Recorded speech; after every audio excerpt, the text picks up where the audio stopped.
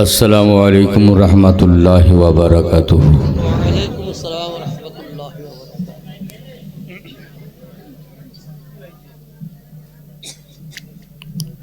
अल्हम्दुलिल्लाहिल्लज़ी अब्दअल अफ़लाक वल अर्दी वस्सलातु वस्सलामु अला मन कान नबिय्यन व आदम बैनल माइ वत्तीन व अला आलिहि व अस्हाबिहि अजमईन अम्मा बअद फ़अऊज़ु बिल्लाहि मिनश शैतानिर रजीम बिस्मिल्लाहिर्रहमानिर्रहीम व अल्लम आदमल अस्माअ कुल्लहा सदक़ल्लाहुल मौलानल अलीयुल अज़ीम व क़ाल अल्लाहु तबारक व तआला फ़ी शान हबीबिहिल करीम अऊज़ु बिल्लाहि मिनश शैतानिर रजीम इन्नल्लाहा व मलाइकतहु युसल्लूना अलन नबिय्य या अय्युहल्लज़ीना आमनू सल्लू अलैहि व सल्लिमू तस्लीमा अल्लाहुम्मा सल्लि अला झुमे झुमे पढ़ें वो सब कैसे पढ़ियो ना बाबा वाला आले सय्यदना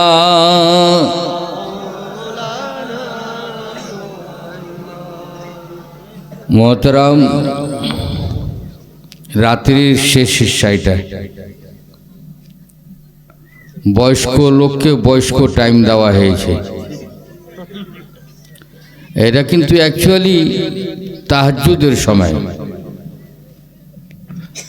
और যারা বয়স্ক হয় তারাই তাহাজ্জুদ পড়ছে জওয়ানদেরা খুব কম ওরা তো এখন মোহতারাম এই যে বাগান সাজানো হয়েছে এটা হিমচির খুবসুরতি এটা সহজে তৈরি হয়নি এটা সহজে তৈরি হয়নি আর আজকে এই দেখছেন 10 বছর পরে এর বাগো বাহার অন্য কিছু হবে আজকে দুইজন দেখছেন কালকে দেখতে পাবেন 10 জন এই জায়গা থেকে আলিম হাফিজ কারি ফারিগ হয়ে গেছে এই যে হাফিজ আলিম কারি এরা প্রদীপের নেই এরাই আলো এরাই রোশনি এরাই লাইট মানুষের ইলমকে মানুষের কলবকে মুনাওয়ার ও মুজ্জালা করে দেয় এই লাইট এই ঈমান তাজা হয়ে যায় আর আমল আপনার ঠিক হয়ে যায় এই আমল যাদের ঠিক হয়ে গেল আর ঈমান যাদের ঠিক আছে তারাই হলেন জান্নাতি পড়েন আলহামদুলিল্লাহ মোহতারাম কুরআন পাকের মধ্যে সেই দিকে আমার খোদা বলেন ওয়াল আসরে ইন্নাল ইনসানা লাফি খুসর হে নবী তোমার যুগের কসম সারা বিশ্বের মানুষ ক্ষতিগ্রস্ত পথভ্রষ্ট তবে হ্যাঁ ওরা ক্ষতিগ্রস্ত নয় পথভ্রষ্ট নয় যার ঈমান সালামত রয়েছে এবং আমল সালামত রয়েছে ইল্লাল্লাযিনা আমানু ওয়া আমিলুস सालिहात मगर वो नुकसान में नहीं है जिन लोगों ने अल्लाह और उनके रसूल पर क़यामत पर जन्नत और जहन्नम पर ईमान लाया वो आमिलुस सालिहात और नेक काम किया नेक काम क्या चीज़ है नेक काम नमाज है नेक काम रोज़ा है नेक काम हज है नेक काम ज़कात है नेक काम मदरसा है नेक काम मस्जिद है हमार बंधु मौलाना शेखुल हदीस हावड़ार बहुत दिन থেকে ওই জায়গাতে নি বুখারী সর্ব উত্তম হাদিসের কিতাব হলো আসসাহুল কুতুবে বাদা কিতাবিল্লাহ as-সাহিহুল বুখারী, ওই বুখারী শরীফ ইনি পড়েন, ওই পড়েন এবং পড়ান। পড়তে হয়, পড়ে তো হয়। ইনি ওই জায়গার বহুদিন থেকে শাইখুল হাদিস বলে গেলেন, যতদিন আপনার মাদ্রাসা আবাদ আছে, আপনার মসজিদ आबाद, खुदा ना खास्ता अल्लाह ना करे ऐसा हो, मदरसा कर पूरी दुनिया से उठ जाए तो कियामत बर्पा हो जाएगी, कियामत चले आसबे। মাদ্রাসা না থাকলে মসজিদ আবাদ হবে না, মাদ্রাসা না আসলে জালসা আবাদ হবে না, মাদ্রাসা না আবাদ না থাকলে আপনি মুফতি আর মুহাদ্দিস শাইখুল হাদিস বলেন আর ইমাম বলেন কিছুই পাবেন না, কিছুই রয়ে যাবে না। মুহতারাম, মাদ্রাসা ইমানের মূল, মাদ্রাসা হলো ইমানের জড়, এবং এই জিনিস মাদ্রাসা সবকে হারা ভরা তরো তাজা করে রেখেছে আর রাখবে। এই জায়গাতে এই যে দেখছেন হুজুর কুতুবউদ্দিন আখতারুল আল কাদির রহমাতুল্লাহ আলাইহি, দুই সাহেবজাদা আলেমে দ্বীন হয়ে গেছেন। ওনার আর অল্প দিন বাকি আছে, ছোট বাবু 1 বছর আর বাকি আছে। ইনি তো মুফতি হয়েছেন, মুফতি মতিউর রহমানের কাছ থেকে ডিগ্রি নিয়ে এসেছেন। এটা আপনাদের সৌভাগ্য, এটা আপনাদের নসিব। উনি গেলেন, 2 সাহেবজাদা আপনাদেরকে দিয়ে গেলেন। আর এক বাবু আছেন মৌলানা সাইফুদ্দিন আল কাদেরী, ওনার ফিল্ড, ওনার জায়গা তো আলাদা আছে, ওনার ফিল্ড, ওনার জায়গা আলাদা হয়ে গেছে। এনাদের ফিল্ড, এনাদের জায়গা আলাদা। উনি নিজের জায়গাকে পরিচালনা করছেন, ইনারা নিজের জায়গাকে পরিচালনা করছেন। ইনাদের সঙ্গে দেন তো কাতারা কাতারা দরিয়া মিশাওয়াত, অল্প অল্প থেকে দরিয়া হয়ে যায়। কিন্তু দেখুন এখন অল্পর যুগ নয়। আমি গাড়িঘাট মাদ্রাসা ছাড়ার পর বাড়িতে কিছুদিন বসে গেলাম। বাড়িতে বসতে না বসতে বহু জায়গা থেকে ফোন আসতে শুরু হয়ে গেল, আমার মাদ্রাসায় আসেন, আমার মাদ্রাসায় আসেন। ইনাদেরই ছাত্র হবে, আমার ছাত্র না হলে হয়তো ইমতিহান নিয়েছি, পরীক্ষা নিয়েছি, ওই হিসাবে আমার, কিন্তু ওস্তাদের মতো আমাকে সম্মান করে। ওর ভাই এমএলএ আছে, আর ওই সাহায্যে চাকরিটাও সরকারি পেয়ে গেছে। 6 মাসের মধ্যে 3 তলা বিল্ডিং তৈরি করেছে। বিশ্বাস করবেন? আপনারা হয়তো বলবেন যে মৌলানা সাহেব বলছেন হয়তো আলাউদ্দিনের চেরাগ পেয়ে গেছে। না, মনের বল সব থেকে বড় বল। মন আপনার দুর্বল হয়ে গেলে আপনি বাঁচতে পারবেন না। নিজের মনটাকে চাঙ্গা রাখেন। যতটা আপনার বাড়িতে আছে তার মধ্যে কিঞ্চিত পরিমাণে যদি প্রত্যেক ব্যক্তি মাদ্রাসাতে দান দেন, তাহলে মাদ্রাসায় থাকবে না, 2 বছর মধ্যে 2 তালা হয়ে যাবে। 6 মাসের মধ্যে 3 তালা বিল্ডিং। আর পরেই রমজান মাস পরে আপনাকে হুজুর এখানে আসতে হবে, আপনি শাইখুল হাদিসও থাকবেন আর সাদার মদারিস হেড মদারিসও থাকবেন। আমি বললাম বাবা এই বয়সে আমি এত বড় বড় দায়িত্ব গ্রহণ করতে পারছি না, কিন্তু আমাকে ছাড়লো না, 2 দায়িত্ব অর্পণ করলো। 1 বছর নিভাইলাম, কিন্তু শরীর আমার ওখানে সাথ দিল না। বড় লোকদের বাড়ি থেকে রিচ খাওয়ার আসতে লাগলো, তেলের বাজার সব কিছু খেয়ে খেয়ে ভিতর কমজোর মানুষ, এরা ওই খাবার খেয়ে শরীর ঠিক থাকে। বাবা আলবেদা, বুঝলেন? তারপরে ফজিলাত পর্যন্ত, বুখারী পর্যন্ত ওই বছরেই খুলে ফেললাম। সেই বছরে 11 জন আলেমে দ্বীনকে ফজিলাতের পাগড়ি দিয়েছিলাম। আর 15 জন মনে হয় হাফিজ ছিল, তারপরে কারি ছিল মোটামুটি এই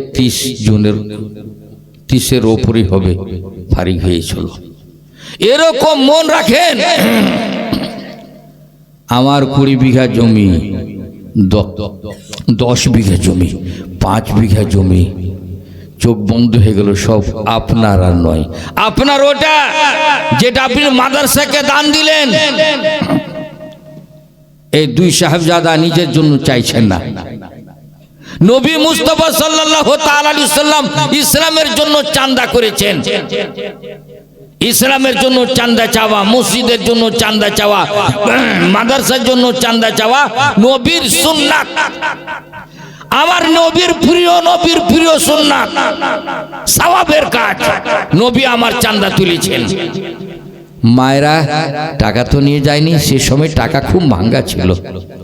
আমার মতো যাদের বয়স হয়ে গেছে, আমার মতো যাদের বয়স 65-70 বছর বয়স হয়ে গেছে, তারা ভালোভাবে জানেন এই রাস্তাতে একদিন হুজুর কিবলার সঙ্গে চলে আসলাম, মোটামুটি হয়তো 20 বছর হলো কি 25 বছর।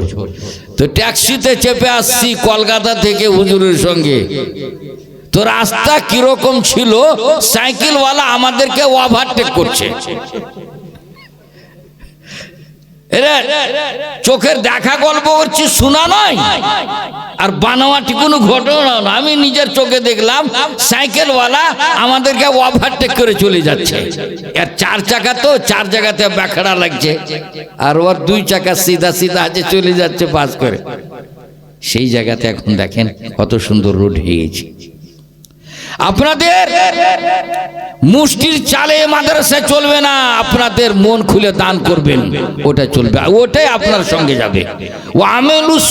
ওয়ামেলুস সলিহাত, নবী আল্লাহ তাবারক ওয়া তাআলা বললেন ওই ব্যক্তিরা কামিয়াব হবে, কামরান হবে যার ঈমান সালামত রয়েছে আর যার আমালে সলিহা রয়েছে।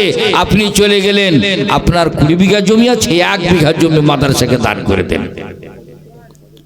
আপনার 10 বিঘা জমি আছে, 10 কাঠা জমি মাদ্রাসাতে দান করে দেন। এই যেটা দান করলেন ওটা আপনার, ওটার ফলাফল আপনি পাবেন মরার পর থেকে। মুহতারাম সামিনে কেরাম, আমি আয়াতে কারিমা তিলাওয়াত করছি। আল্লাহ তাবারক ওয়া তাআলা বলেছেন ওয়া আল্লামা আদামাল আসমাআ কুল্লাহা। আল্লাহ তাবারক ওয়া তাআলা আদম আলাইহিস সালামকে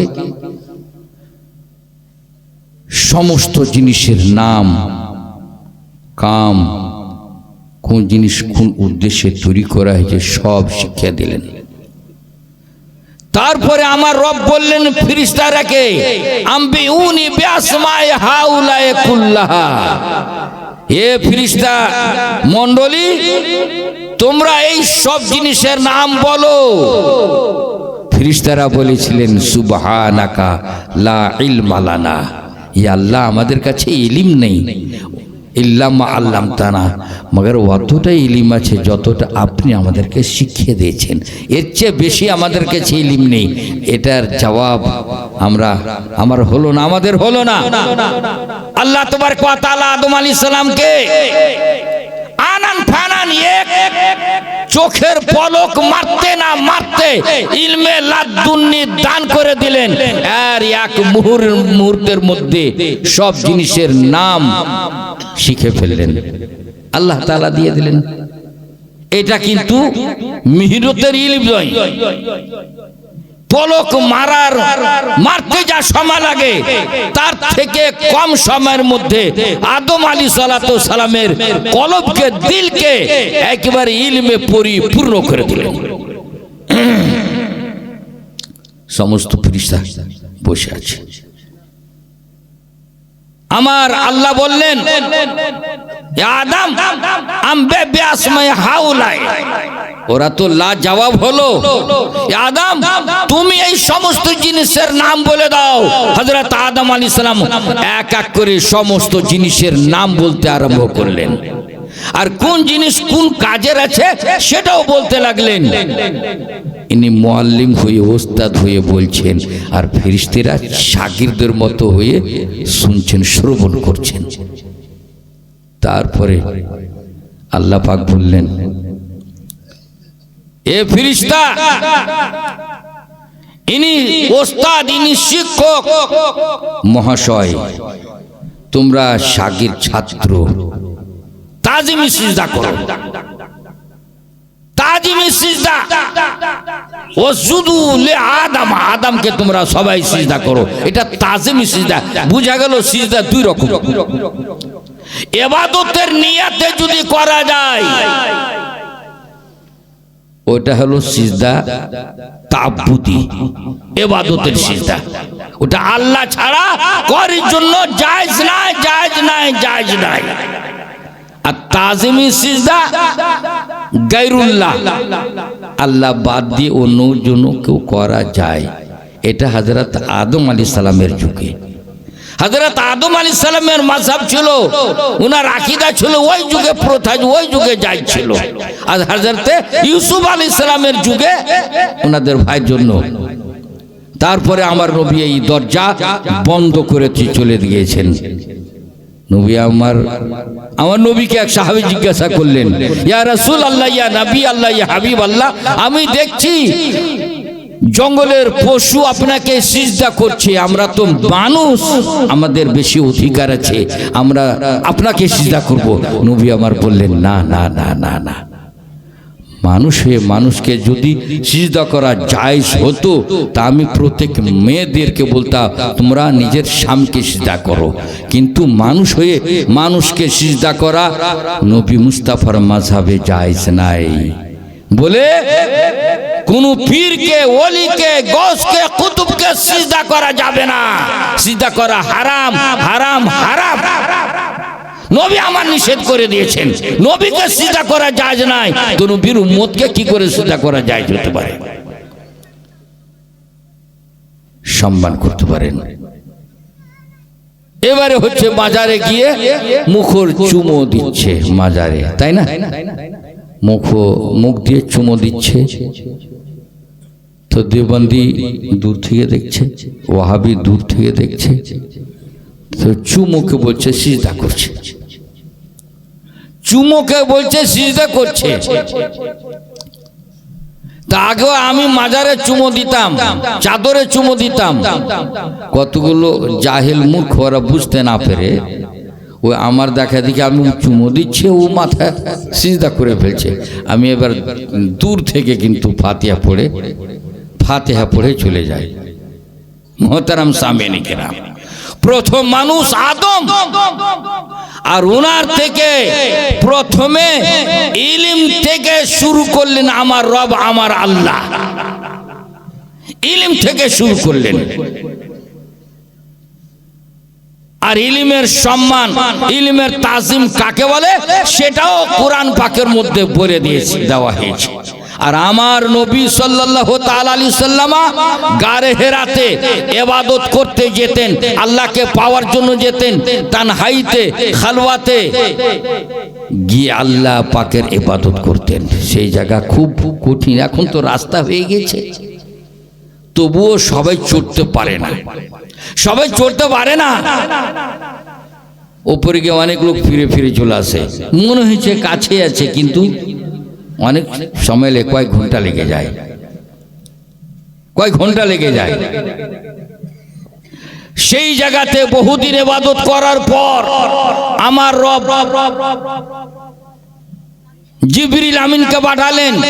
লম্বা ঘটনা, সেদিকে যাচ্ছি না, শুধু বলে দিচ্ছি ইকরা রব্বিকা বিসমিকাল্লাযী খালাকা। ইলম থেকে শুরু করলেন। আমার নবীকে যে প্রথম পায়গাম আসলো সেটা ইলমের পায়গাম।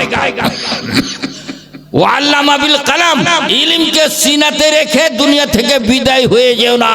ওই ইলমটাকে কলম দিয়ে খাতাতে কিতাবের আকারে শক্ল দিয়ে যাও, তাহলে তোমার মরার পরেও তুমি মরবে না। এই কিতাবগুলো তোমাকে জীবিত রাখবে। আজকে আমরা বুখারী পড়ছি তো ইমাম বুখারীকে মনে করছি, আজকে আমরা মুসলিম শরীফ পড়ছি ইমাম মুসলিমকে মনে করছি। তেমনি আজকালকে আমরা চলে যাব, আমাদের বিদায় নিয়ে নেওয়ার পর আমাদের বইগুলো যে থাকবে পাবলিকের হাতে, ওরা তখন আমাদেরকে স্মরণ করবে, আমাদের জন্য দোয়া করবে। মোহতারাম সামিনে কেরাম, রাত শেষের দিকে চলে এসছে, বক্তব্য অনেক শুনছেন, কিন্তু শোনার দাম নেই, আমল করার দাম আছে। যতটা শুনবেন অতটা আমল করার চেষ্টা করবেন, অতটাকে আকীদা বানাবার চেষ্টা করবেন। আর এই মাদ্রাসার জন্য আপনারা আর কিছু দিতে পারবেন কি? সিমেন্টের দরকার আছে, বালুর দরকার আছে। ছোট্ট করে একটি গল্প বলে দিই, আর এটা আসর বানাওয়াটি বলছে না। দারিয়াপুরের মাদ্রাসা 3 তলা তৈরি হবে, মোটামুটি ধরেন যেহেতু 10টা রুম হবে, ছেলেদের থাকার 10টা রুম, বড় বড় রুম। মৌলানা সাহেব বলছেন কি আছে? মাদ্রাসা ইট, বালু, সিমেন্ট, রড, এই সমস্ত জিনিসের দরকার পড়বে। একজন দাঁড়িয়ে বলল, যত গিট্টি লাগে পাথর আমি একাই দেবো। 10টা রুমের ছাদ ঢালাইয়ের গিট্টি। একজন বলছে যত বালু লাগে আমি দিয়ে দেবো। একজন দাঁড়িয়ে বলছে যত সিমেন্ট লাগে আমি দিয়ে দেবো। অতটা সিমেন্ট আর বালু রড চাইছি না, আপনার পাকির থেকে এখন লাগবে না, 10 দিন 2 মাস পরে দিবেন। আল্লাহর ওয়াস্তে নবী মুস্তাফাকে রাজি করার উদ্দেশ্যে নবী মুস্তাফা যার উপরে রাজি হয়ে গেল, বুঝবেন নবীর খোদাও তার উপরে রাজি হয়ে গেলেন।